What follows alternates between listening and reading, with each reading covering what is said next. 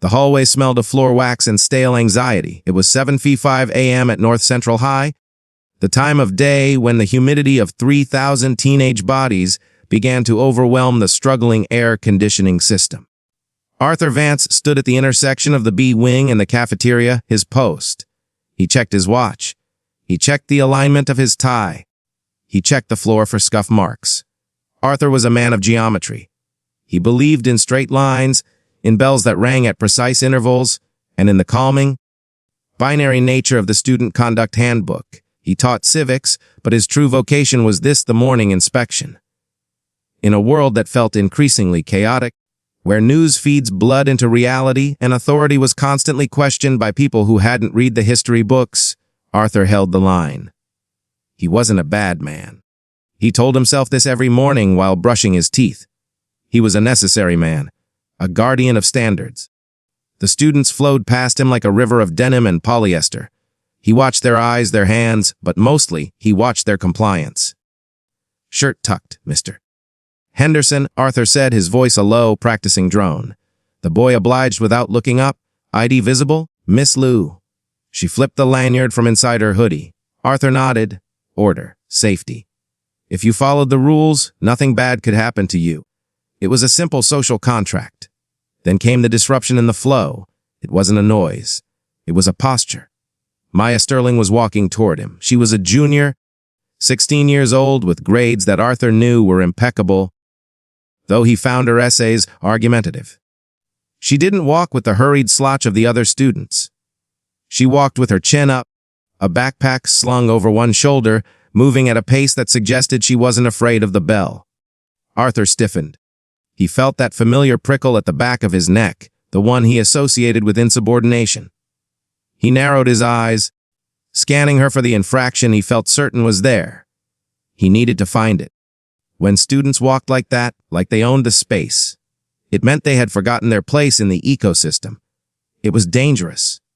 For them, for everyone. His eyes landed on her shoulder. The dress was yellow, a soft, pale yellow that stood out against the gray lockers. It had a floral pattern, small, white daisies. It was modest by any reasonable standard outside these walls, reaching below her knees, high-necked. But the sleeves, they were capped, mere flutters of fabric. Arthur's hand went to the laminated card in his breast pocket, though he didn't need to look at it. Rule 4.2 bot A. Sleeveless garments must have a strap width of no less than 3 inches. Shoulders must be covered to the seam. He stepped into the center of the hallway. The river of students parted around him, sensing the snag. "Miss Sterling," Arthur said. Maya stopped. She didn't look startled. She looked tired. She adjusted her glasses and sighed, a sound so faint only Arthur heard it, but it roared in his ears like a shout. "Good morning, Mr. Vance," she said. Her voice was calm, too calm. "Step to the wall, please," Arthur commanded, pointing a rigid finger toward the lockers. "Is there a problem?" "The dress." "Step to the wall." She hesitated. For a second, the hallway seemed to hold its breath. Other students slowed down, their gazes darting between the teacher and the girl.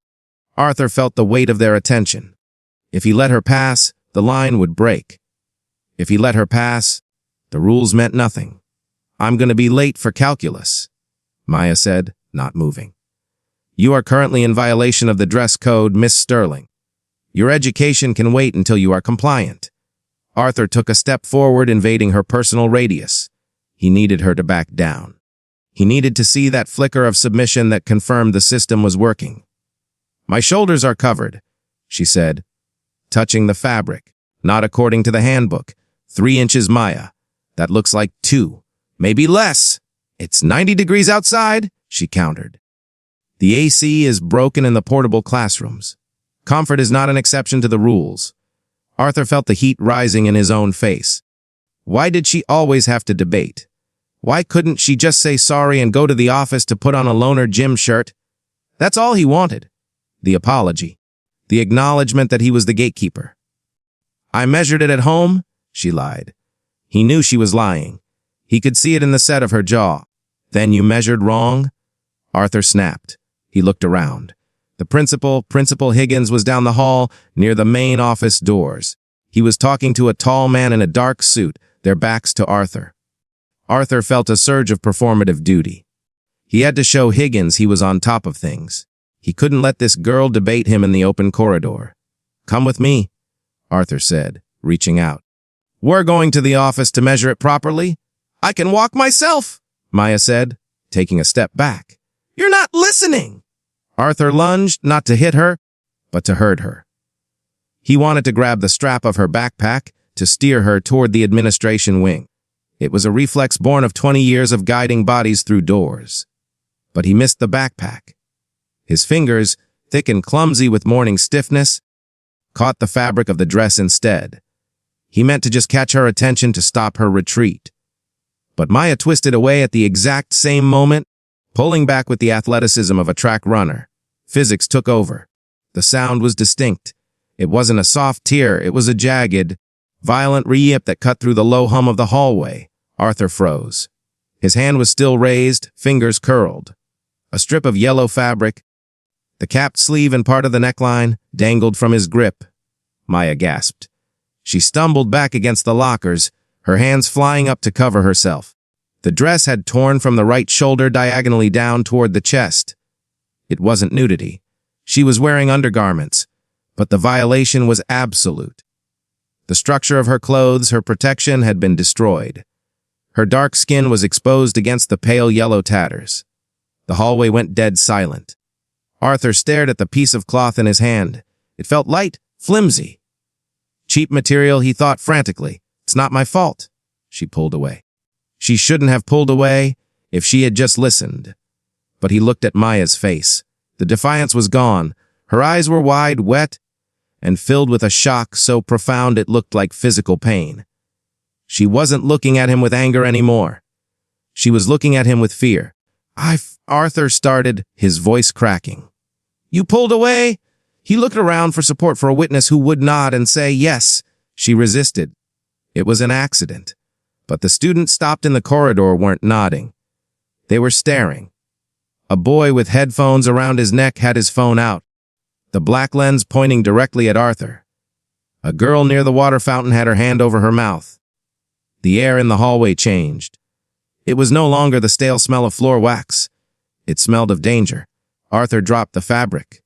It fluttered to the linoleum like a dead leaf. "Cover yourself," he whispered, harsh and panicked. "Go to the nurse." Now, he wanted her gone. He wanted the evidence of his mistake to vanish so he could breathe, so he could reconstruct the narrative in his head before the paperwork started. She resisted. "The clothing was non-compliant and poorly made. I was attempting to escort her, Mr. Vance." The voice came from behind him. It was Principal Higgins. Arthur spun around, composing his face into a mask of regretful authority. "Principal Higgins, we had an incident. Miss Sterling refused a direct instruction regarding a dress code violation and attempted to flee, resulting in..." Arthur stopped. Principal Higgins wasn't looking at Arthur. He was looking past him, at the girl pressed against the lockers, clutching the torn remnants of her dress to her chest. Higgins looked pale. His mouth was slightly open. Beside Higgins stood the man in the dark suit. He was tall, 6'3" perhaps, with graying hair, clothes cropped and shoulders that filled out his tailored jacket. He didn't look like a parent coming to complain about a grade. He looked like a monument. He stood with a stillness that was terrifying. He wasn't looking at Maya. He was looking at Arthur. Arthur's eyes traveled down to the visitor badge clipped to the man's lapel. It didn't say visitor. It was a clip on laminate that had been printed in the main office, but the name on it was one Arthur recognized from the local news, from the civics curriculum he taught every semester. Hon Marcus Sterling, Federal District Court. The realization hit Arthur like a blast of cold water. Sterling. Maya Sterling. The judge didn't shout. He didn't run to his daughter. He walked forward, his footsteps heavy and deliberate, closing the distance between himself and the teacher. The silence in the hallway stretched, agonizing and thin. Judge Sterling stopped 2 feet from Arthur. He looked down at the scrap of yellow fabric on the floor, then up at Arthur's face. The judge's eyes were devoid of heat. They were cold, analytical, and devastatingly intelligent. They were the eyes of a man who decided when things ended. "Dad," Maya whispered, her voice trembling. The judge held up a hand. silencing her gently, never breaking eye contact with Arthur. "You," the judge said. His voice was a low rumble, barely louder than the hum of the vending machines, but it carried the weight of a gavel strike. "You just put your hands on my daughter." Arthur opened his mouth to explain about the rule, about the 3 inches, about the slipperiness of the slope, but his throat had closed up. The handbook in his pocket felt suddenly heavy, like a stone that was about to drag him to the bottom of the ocean. Arthur stammered. "Don't speak," the judge said. "You have already done enough." He stepped past Arthur, turning his back on him as if he were nothing more than a piece of furniture, and took off his suit jacket. He wrapped it around Maya's shoulders, covering the tear, covering the shame. Arthur stood alone in the center of the hallway. The bell rang loud and jarring, signaling the start of first period.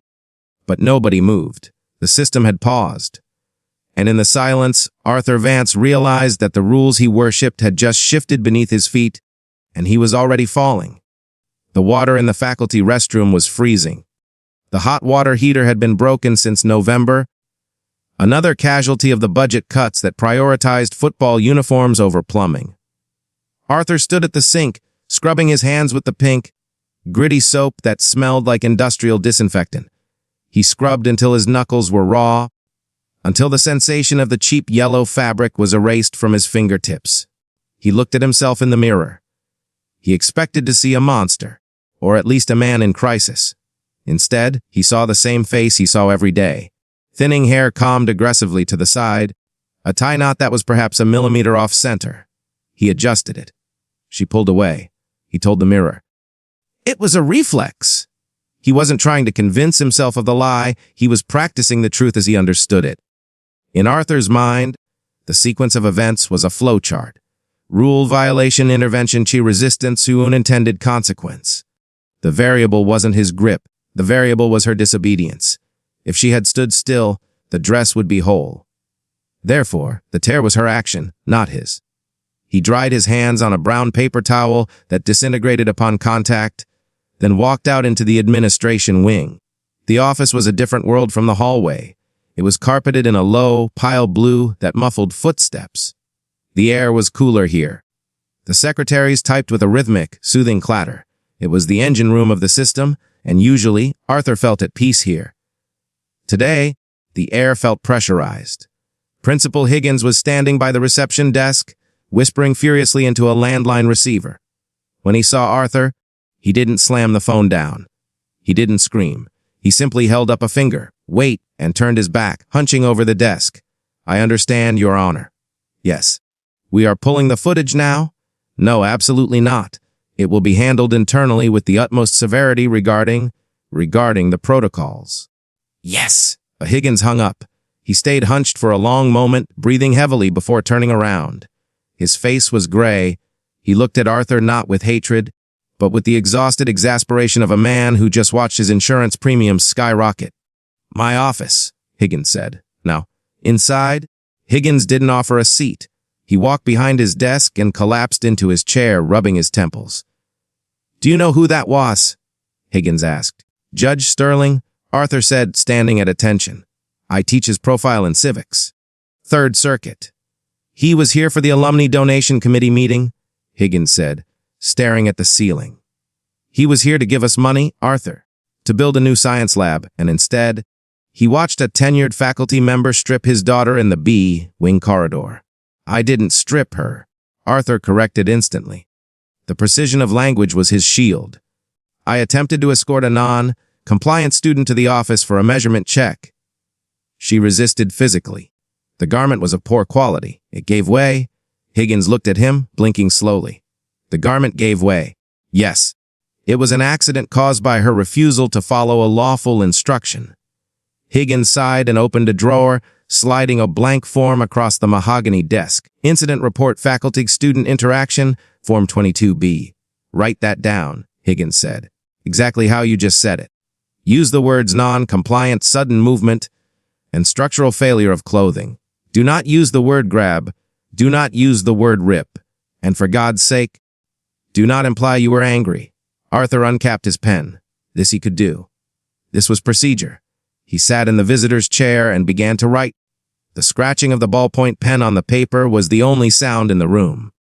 He felt the tension leaving his shoulders. By documenting it, he was controlling it.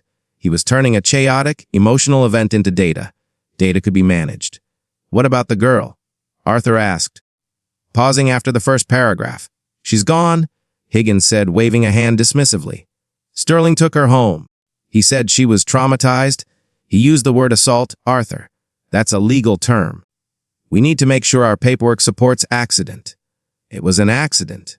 Arthur insisted again. I have never struck a student in 20 years. I know, Higgins said. He sounded tired. You're a good soldier, Vance. You're rigid, but you're reliable. Look, the judge is angry. He's a father. He'll cool down. We just need to show that we followed protocol. The dress code is the dress code. If we admit you were wrong to enforce it, we open the district up to liability on every dress code violation for the last decade. We back the policy. We back the teacher. We apologize for the unfortunate outcome. That's the play. Arthur finished the report. He signed it with a flourish. He felt absolved. The system had looked at what he did, analyzed it, and decided that he was still useful. He was still part of the team. Go back to class, Higgins said, sliding the paper into a folder. Second period is starting. Act normal. Do not discuss the incident with students. If they ask, say it is a private administrative matter. Arthur walked back out into the hallway. The bell had rung. The corridors were empty again. The piece of yellow fabric was gone, swept away by the janitorial staff, erased from the floor like a scuff mark. He entered his classroom, room 304. 25 faces looked up at him.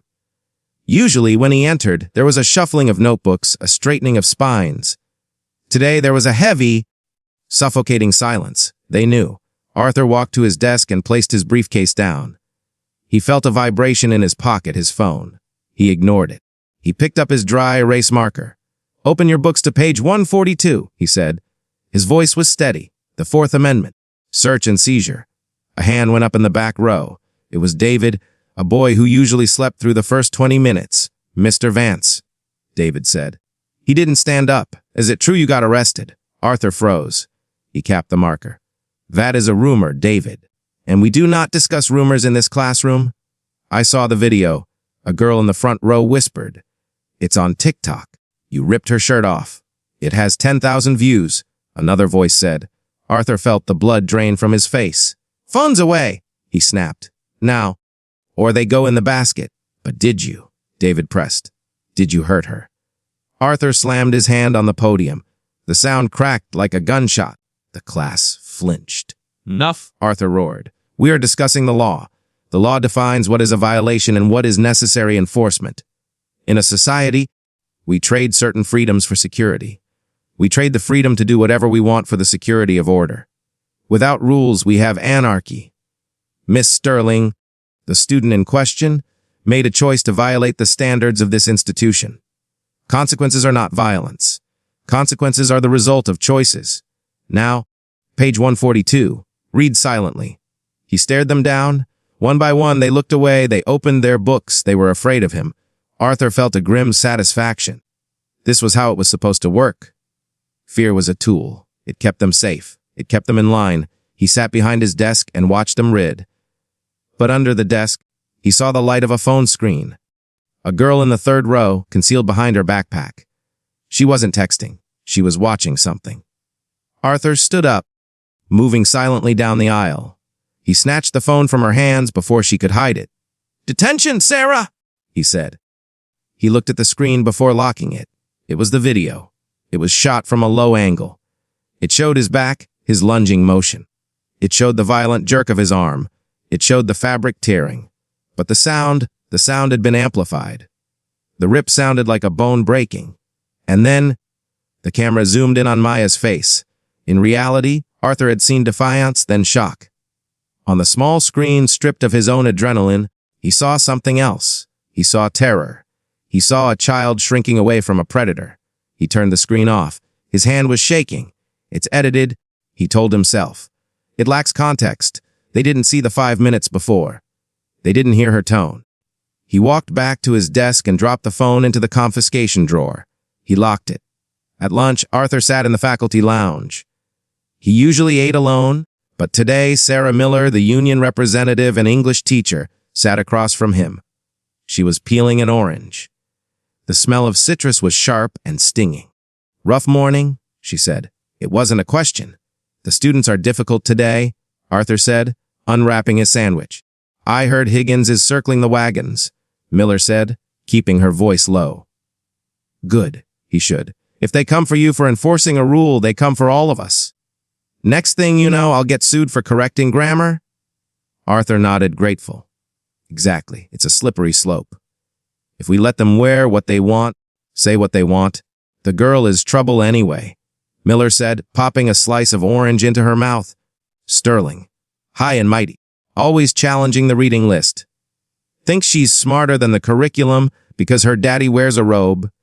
You probably took her down a peg. She needed it. Arthur chewed his sandwich. It tasted like cardboard. She needed it. He replayed the moment in his head. The sound of the rip.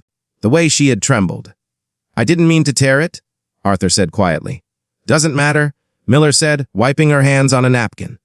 Intent is hard to prove. Compliance is binary. Did she follow the rule? No. Did you follow the protocol? Yes. End of story. Don't let them get in your head, Arthur. You're the victim here. You're the one being harassed on social media. We're going to file a grievance if the district tries to suspend you. Hostile work environment.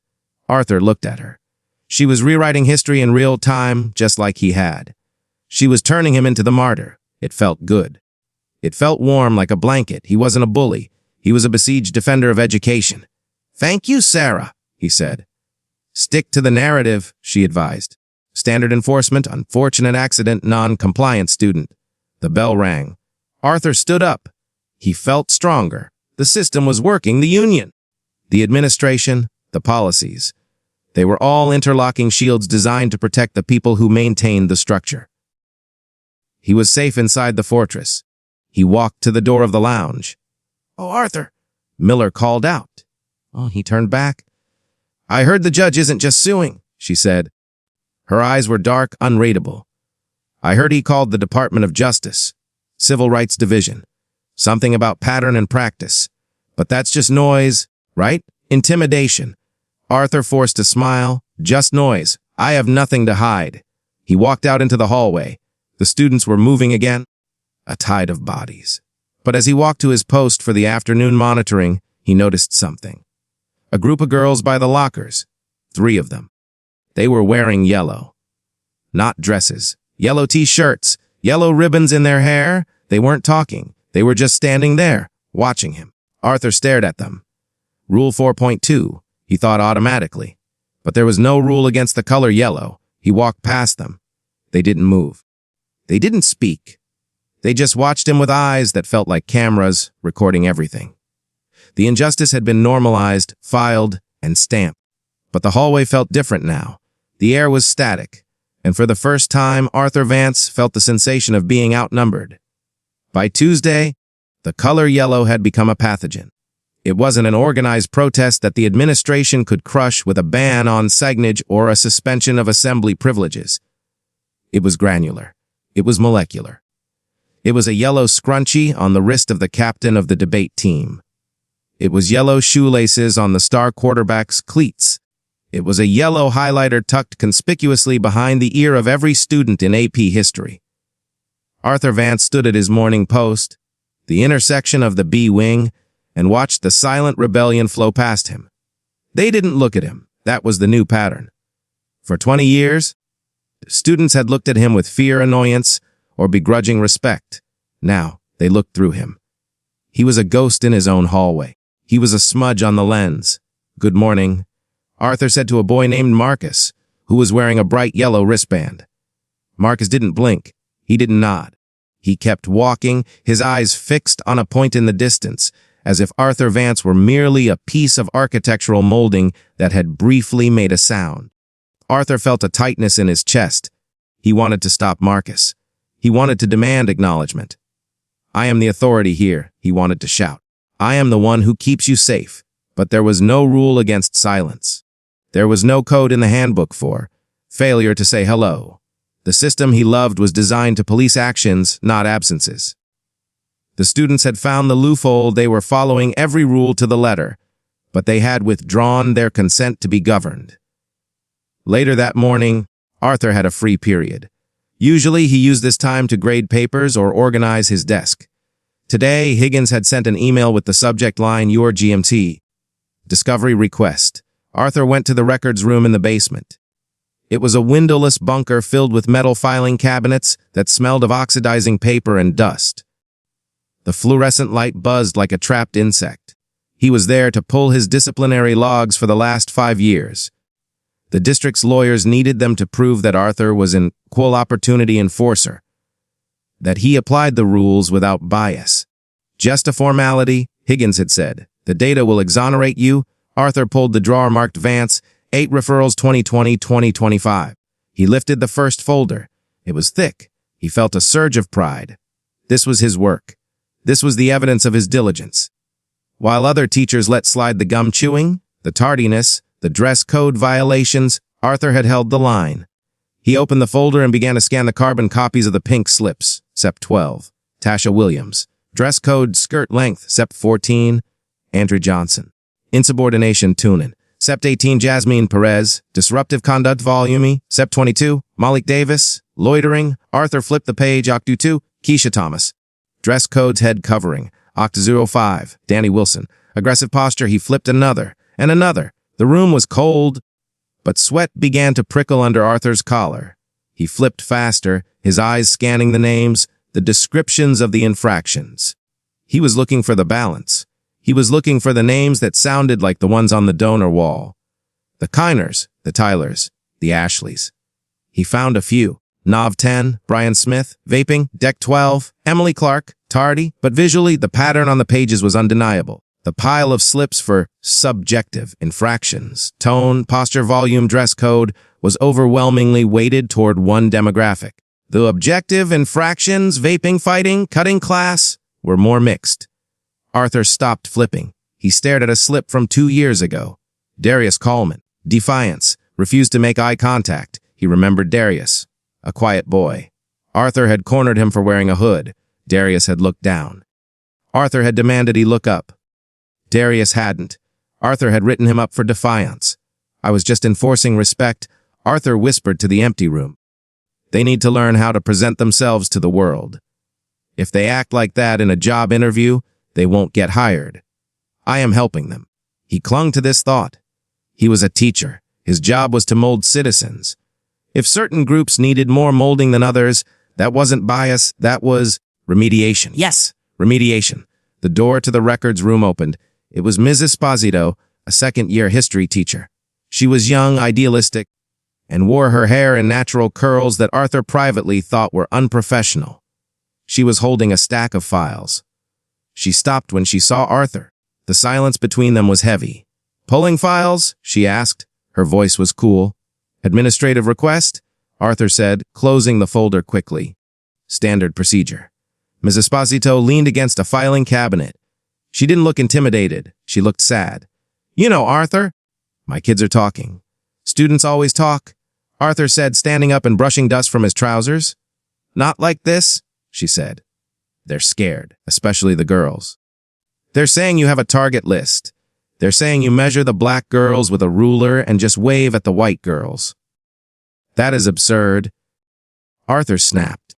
"I enforce the handbook. The handbook is colorblind. Is it?" Mrs. Esposito gestured to the file under Arthur's hand. "If I looked at that stack right now, what would the percentages be? 50-50. Or would it look like a census of the neighborhoods the district has been trying to rezone for a decade?" Arthur stiffened. "I don't look at race, Mrs. Esposito. I look at conduct. If there is a disparity, perhaps you should ask why certain cultural modalities prioritize defiance over cooperation." The words felt safe and academic in his mouth. Cultural modalities. It was a phrase he had read in an op-ed. Mrs. Esposito looked at him with a mixture of pity and disgust. "Cultural modalities? You ripped a girl's dress off?" "Arthur, that's not a modality. That's assault. And hiding behind a handbook doesn't make it righteous." She dropped her files on the sorting table and walked out. The door clicked shut. Arthur stood alone with his data. The buzzing of the light seemed louder. She doesn't understand, he thought. She wants to be their friend. I am their teacher. He grabbed the stack of files, all of them, and shoved them into his briefcase. He needed to get them to the lawyers. The lawyers would explain it. They would turn these pink slips into a graph that proved he was doing his job, lunch duty. The cafeteria was a cavern of noise, the smell of pizza and unwashed bodies. Arthur walked his sector, the perimeter near the vending machines. He saw the yellow everywhere. A sea of canary t-shirts, gold bandanas, amber jewelry. It was dazzling and oppressive, but amidst the yellow, he saw a splash of pink. Ashley Miller, no relation to the union rep, was standing by the ice cream machine. She was the daughter of the school board president.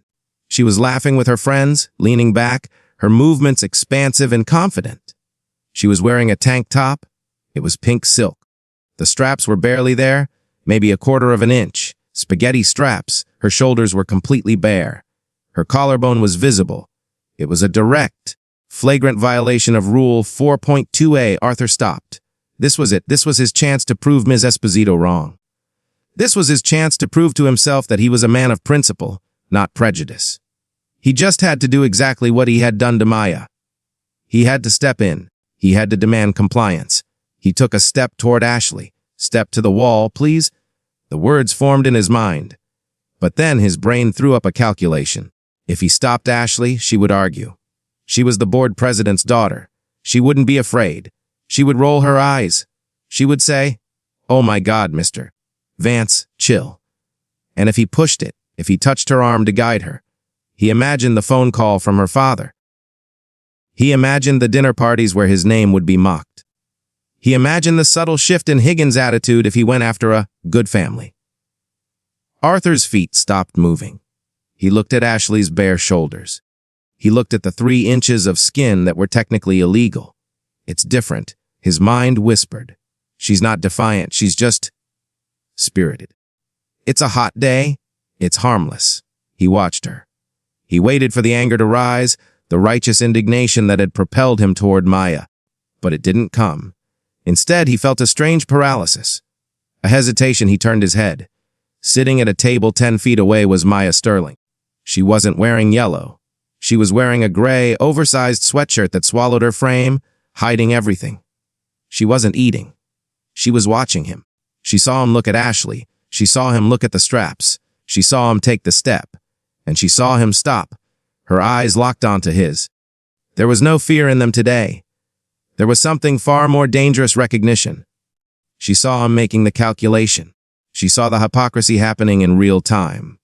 Arthur felt a wave of nausea. He couldn't hold her gaze. He looked back at Ashley. "Ashley," he called out. His voice was weak. It lacked the baritone boom he used in the B-wing. Ashley turned, smiling brightly. "Hi, Mr. Vance!" Arthur gestured vaguely to his own shoulder. "It's a bit light for the code. Maybe put on a cardigan." Ashley laughed. It was a light, tinkling sound. "Oh, I know! I left it in my locker. I'm grabbing it next period. Thanks for reminding me." She turned back to her friends. She didn't move to the wall. She didn't apologize. She didn't experience consequences. Arthur stood there. He had enforced the rule, hadn't he? He had spoken up, but he hadn't moved her. He hadn't marched her to the office. He looked back at Maya's table. Maya was whispering to the girl next to her. The girl next to her had a phone. She was typing. Arthur turned and walked away, his heart hammering against his ribs. He retreated to the faculty lounge, needing to sit down, needing to get away from the eyes. When he entered the lounge, the television on the wall was playing the local news on mute. The banner at the bottom caught his eye.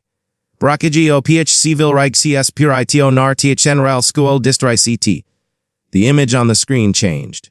It wasn't the video of the rip. It was a graphic, a bar chart.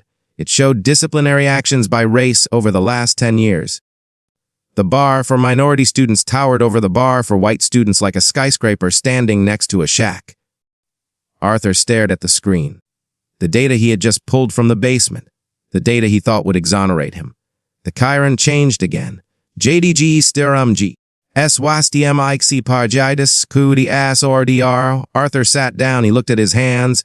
They were the same hands that had held the pen, the same hands that had held the dress. He realized, with a dawning, icy horror, that the pattern wasn't just in the hallway. The pattern was him, and the system he served was no longer protecting him, it was preparing to offer him up as the sacrifice to save itself. Wednesday morning brought rain. It lashed against the windows of room 304, blurring the outside world into gray smears. Inside, the atmosphere was brittle. Arthur stood at the front of the class. He had planned a lesson on due process. It felt like a joke now, but Arthur didn't know how to be anything other than what he was. He was a creature of syllabus. If the schedule said due process, he would teach due process, even as the walls were closing in. He turned to the whiteboard and wrote, "Innocent until proven guilty. Copy this down," he said. The scratching of pens was lackluster. Half the class was staring at their phones under their desks. Arthur didn't confiscate them. He had lost the will to patrol the small rectangles of rebellion. The door opened. It wasn't a student. It was Superintendent Reynolds. She was a woman who smiled with her mouth, but never with her eyes, a politician in a blazer.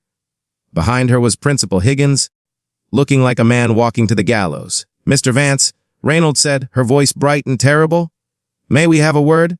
Outside. The class went dead silent. 25 pairs of eyes bounced between the teacher and the administrators. This was it.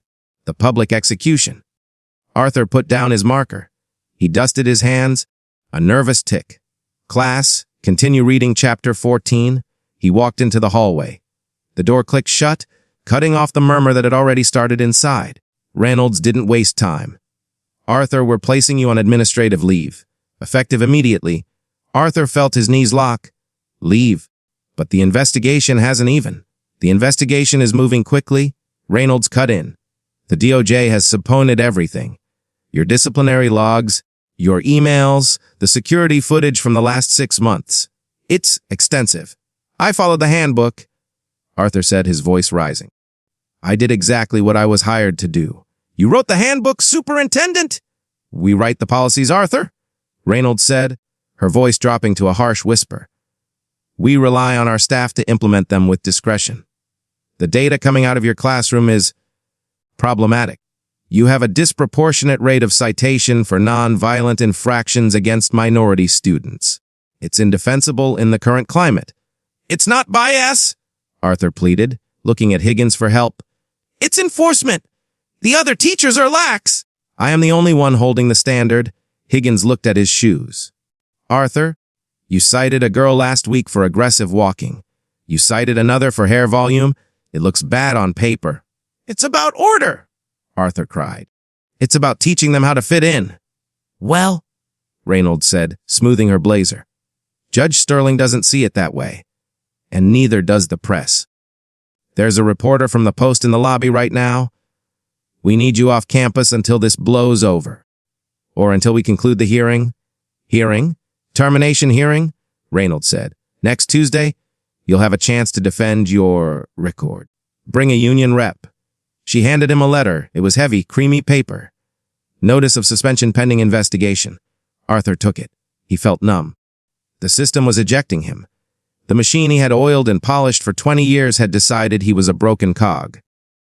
"Pack your personal items," Reynolds said. "A Mr. Higgins will escort you to your car." Arthur walked back into the classroom. The silence was absolute. He picked up his briefcase.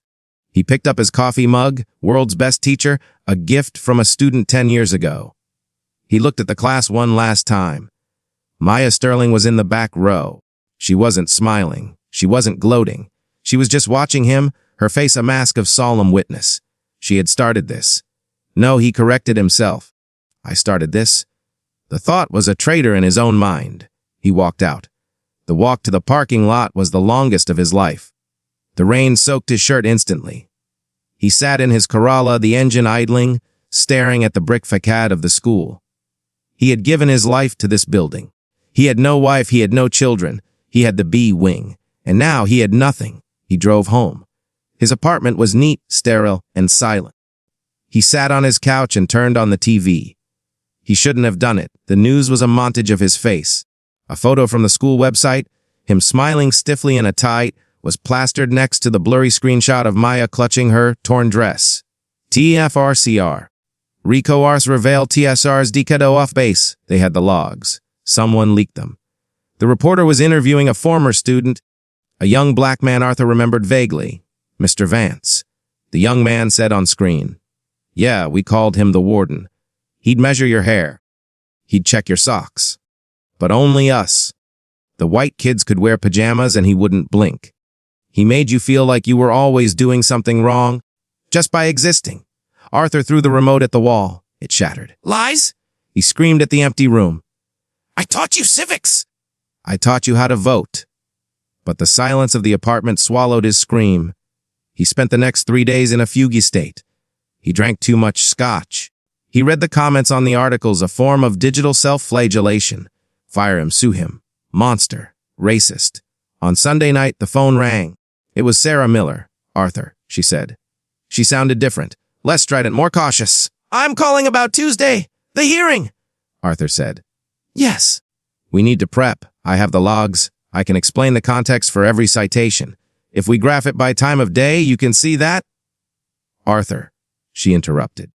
The union, we're not going to contest the termination? Arthur stopped breathing. What? We reviewed the files, Miller said. It's indefensible?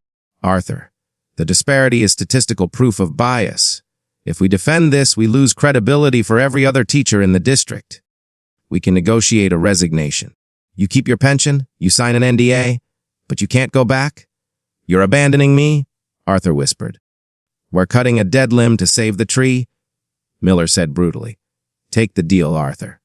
If you go to that hearing, Sterling will destroy you on public record. You'll lose your pension. You'll lose everything. She hung up. Arthur sat in the dark.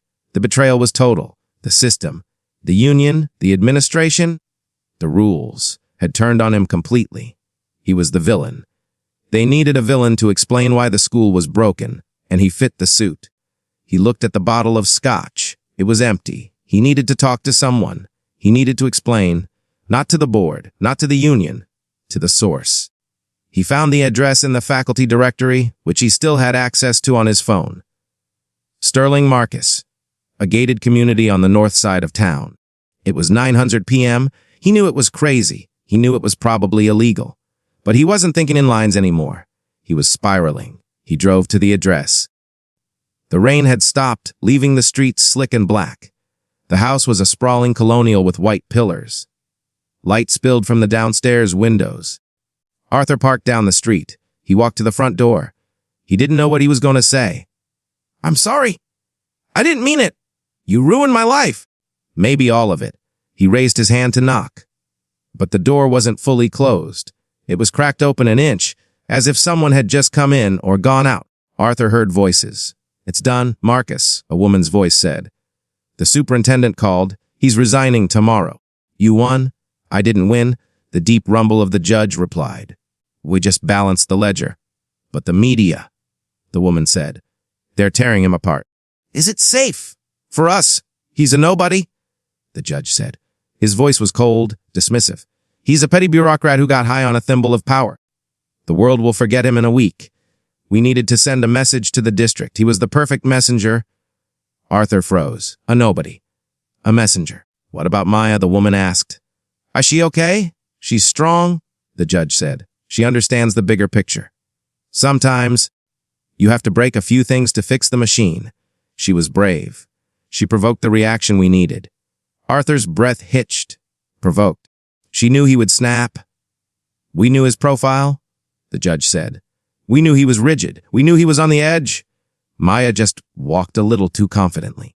She wore the dress. She challenged him. She lit the fuse. He provided the explosion. Arthur staggered back from the door. His mind reeled. It was a trap. They knew him. They knew his flaw. They knew he couldn't let it go. Maya hadn't just been defiant. She had been bait. And he, in his blind, rigid adherence to his little book of rules, had swallowed the hook whole. He wasn't the guardian of the system. He was the tool of a higher system, the legal system, the political system. They had used his own nature against him to force a reform he couldn't comprehend. He looked at his hands. They were shaking violently. He turned and ran back to his car. He drove away, the tires screeching on the wet asphalt. He didn't know where he was going. He just knew he had to get away from the truth. The truth that he wasn't a monster, and he wasn't a hero. He was a pawn, and the game was over. Arthur drove until the gas light came on. He ended up in the parking lot of a 24-hour diner on the edge of the district, a place where truckers and insomniacs went to be alone together. He ordered black coffee and stared at the steam rising from the mug. She lit the fuse. He provided the explosion. The words looped in his head like a corrupted file. He had been played. But the horrifying part, the part that kept his hands shaking around the ceramic mug, was that the judge hadn't lied. Mai had baited him, yes. But Arthur had bitten. He had done exactly what they expected him to do. His integrity, his standards. It was all just a predictable algorithm of cruelty. He pulled out his phone. The screen was cracked from when he had thrown the remote, a spiderweb of glass over the glowing pixels. He opened his email. The resignation letter was there, attached as a PDF, waiting for his digital signature. I accept full responsibility, irrevocable resignation, waive all future claims. If he signed it, he disappeared. He kept his pension, he moved to a different state, he became a ghost. If he didn't sign it, looked at the time. 4:00 a.m. Tuesday was the hearing. Arthur closed his eyes. He saw the B-wing hallway. He saw the yellow dress. He saw the tear. He saw the fear in Maya's eyes. That fear hadn't been faked. She might have planned the confrontation, but the violence of the rip, the exposure, that was real. He had inflicted that. He opened his eyes. He wasn't going to sign. He drove back to his apartment, showered, and put on his best suit. It was a navy blue wool blend, bought for his own father's funeral. He tied his tie with trembling fingers, checking the knot in the mirror. Perfect symmetry. He arrived at the district administration building at 8:45 a.m. The hearing was scheduled for 9:00. The lobby was full, reporters with microphones, parents with signs, "Just I far mie 5NCE." When Arthur walked in, the noise sucked out of the room. Cameras flashed, blinding him. He walked straight to the elevator, looking neither left nor right. "Mr. Vance! Mr. Vance! Do you have a comment?" He ignored them. The elevator doors closed. The hearing room was on the 4th floor. It was a conference room with a long oval table. Superintendent Reynolds sat at the head. Principal Higgins was there, a lawyer for the district, and on the other side, Judge Sterling. Maya wasn't there. When Arthur walked in, Sarah Miller stood up from a side chair. "Arthur, what are you doing here? I told you we're settling." "I'm not settling," Arthur said. His voice was calm. It was the voice of a man who had already fallen off the cliff and was just enjoying the view on the way down. He sat at the empty chair opposite the superintendent.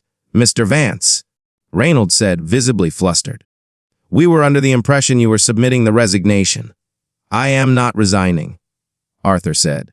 "I am here for the hearing." The district lawyer leaned forward. "Mr. Vance, if we proceed, the findings will be public record. You will be terminated for cause. You will lose your benefits. This is a suicide mission." Arthur looked at Judge Sterling. The judge was watching him with that same cold, analytical gaze. He didn't look surprised. He looked curious. "Proceed," Arthur said. The next 2 hours were a dissection. They put his disciplinary logs on a projector. They played the video of the rip in slow motion, frame by agonizing frame. They brought in Ms. Esposito to testify about his target list. Arthur sat through it all without flinching. He didn't interrupt. He didn't defend himself. He let them pile the evidence of his own smallness on the table until it formed a mountain. Finally, it was his turn to speak. "Mr. Vance," Reynolds said, "do you have anything to say in your defense?" Arthur stood up. He buttoned his jacket. "No," Arthur said. The room murmured. "I have no defense," Arthur continued. "The logs are accurate. The video is accurate. I treated students differently based on who they were and what they wore. I enforced rules that were designed to exclude, and I did it with enthusiasm." He looked at Judge Sterling. "But I have a question," Arthur said. "For the judge." The district lawyer jumped up. "This is highly irregular. Let him speak," Sterling said. His voice was quiet, but it silenced the lawyer instantly. Arthur locked eyes with the judge. "You knew," Arthur said. "You knew who I was. You knew what I would do." You used your daughter as an instrument to break a bad law. You put her in that hallway, in that dress, knowing I would try to stop her, knowing I might hurt her. The room went deadly silent. Reynolds looked between the two men, eyes wide. You sacrificed her dignity to get my scalp, Arthur said. Was it worth it? Judge Sterling didn't blink. He didn't look ashamed. He leaned forward, resting his elbows on the table. Mr. Vance? The judge said smoothly. My daughter is a brave young woman who stands up against injustice. Whatever choices she made them to expose a system that was rotting from the inside. A system you personified. If you are asking if the removal of a cancer requires a scalpel, the answer is yes. And sometimes, the scalpel cuts deep. I am the cancer, Arthur said. I accept that. But you are the surgeon who doesn't care if the patient bleeds out, as long as the operation is a success. Arthur turned to Reynolds. I tried to be a good teacher, he said. I thought good meant compliant. I thought if I made them follow the rules, they would be safe. I was wrong. The rules weren't keeping them safe. They were keeping them down, and I was the weight. He reached into his pocket and pulled out his keys. The keys to room 304. The keys to the faculty lounge. The keys to the B wing. He placed them gently on the polished wood of the table. I don't resign, Arthur said. I surrender. He turned and walked out of the room. He walked past the reporters. He walked out of the building. He walked to his car. He had lost his job. He had lost his pension. He had lost his reputation. But as he sat in the driver's seat, he felt lighter. The binary code of his life ruled no rule. Compliant, non-compliant had been shattered. He was just a man now. A flawed, broken man in a cheap suit. He started the car. He didn't go home. He drove to the school. It was 11:30 a.m. lunch period. He parked in the visitor lot. He walked to the chain link fence that surrounded the athletic fields. He could see the students spilling out of the cafeteria, a kaleidoscope of colors. And then he saw it. It wasn't just yellow anymore. A group of students walked out. They were wearing dresses, t-shirts, hoodies, and they were all cut. The sleeves were slashed. The shoulders were exposed. Rough, jagged tears in the fabric mimicking the rip he had made. It was a fashion statement. A symbol. He saw Maya. She was in the center of the group. She was wearing a white dress, and the right shoulder was torn open, the fabric fluttering in the wind. She looked like a warrior. She looked like a queen. Arthur watched through the fence. He wasn't angry. He wasn't sad. He was witnessing the evolution he had tried to stop. The system hadn't just survived, it had mutated. The rip wasn't a mark of shame anymore. It was a badge of honor. He gripped the wire of the fence. I did that, he thought. I made them this strong. It was a Pyrrhic victory, bitter and cold. He had created a movement by becoming its villain. He was the darkness that made their light visible. Arthur let go of the fence. He turned his back on the school, on the beat wing, on the life he had known. He walked toward his car alone in the parking lot. While behind him, the bell rang one last time. 6 months later, Arthur Vance worked in a world of silence and cardboard. He was a night shift inventory associate at a fulfillment center on the outskirts of the city, a concrete monolith that hummed with the sound of conveyor belts 24 hours a day. His job was simple. A box came down the line. He scanned the barcode. The laser beeped, a high, sharp chirp that reminded him faintly of the school bell. He checked the seal. He placed it on a pallet. He did this 400 times an hour. It was a job that required no authority. It required no judgment. There were no dress codes here, only safety vests.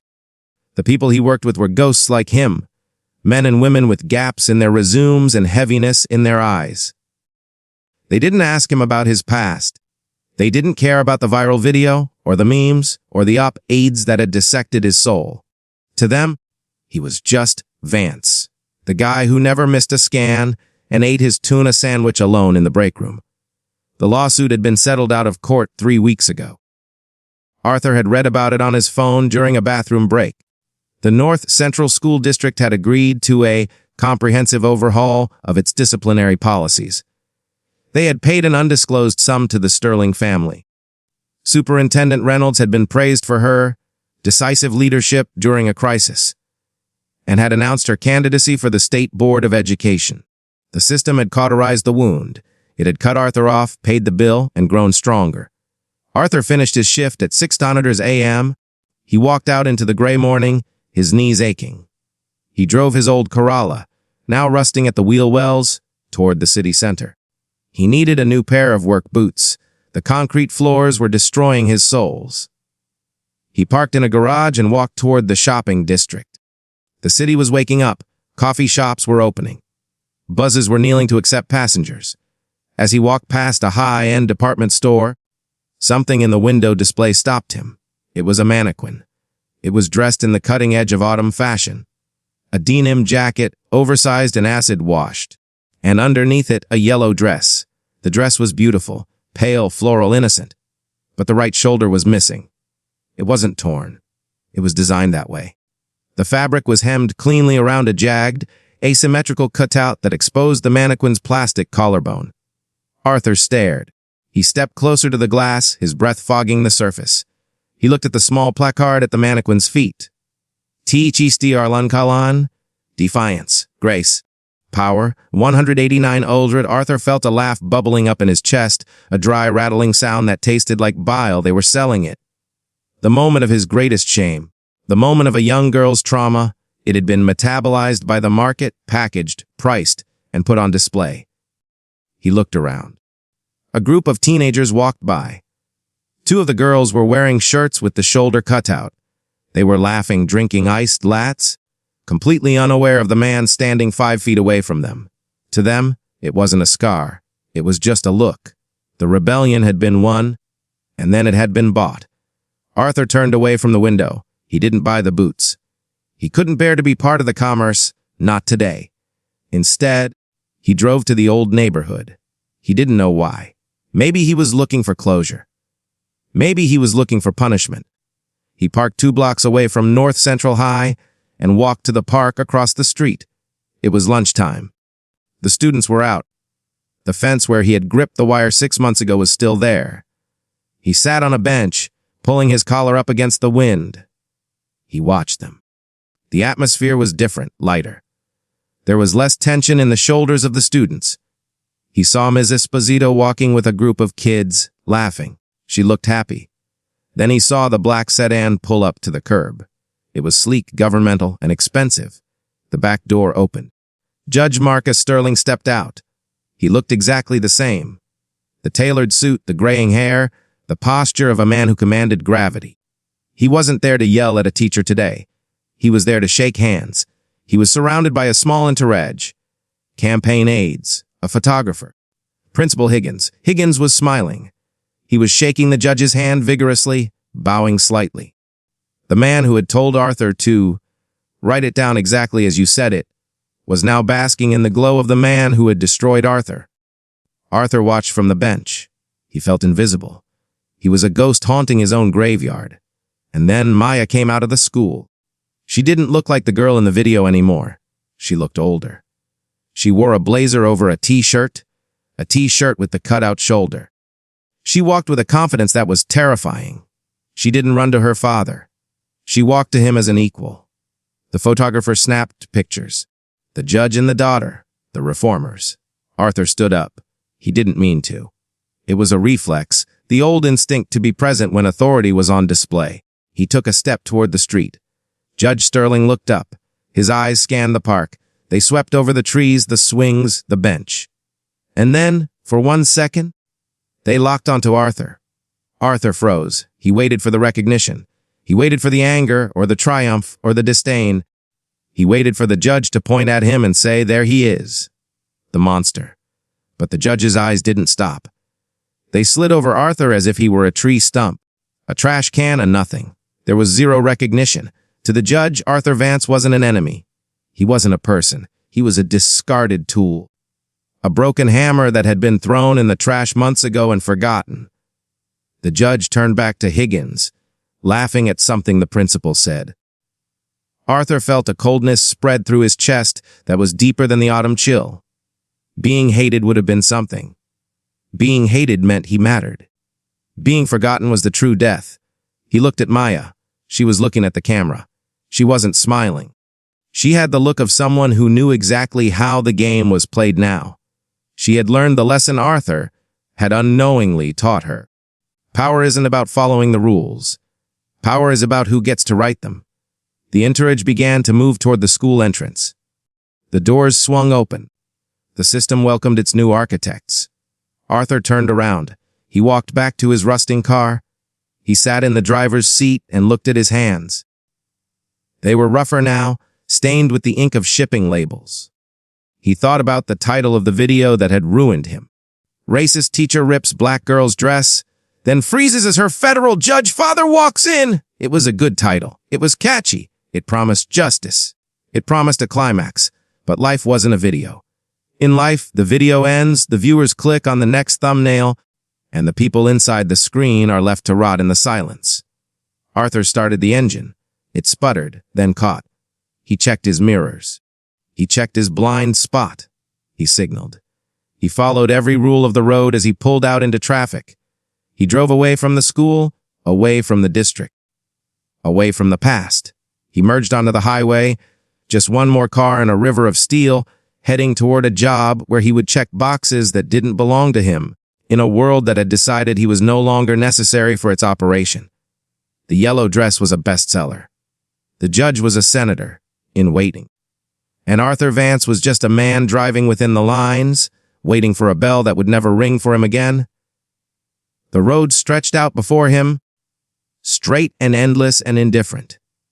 If this story stayed with you and left you thinking about the systems we live in and the costs of silence, please consider liking this video and subscribing to the channel.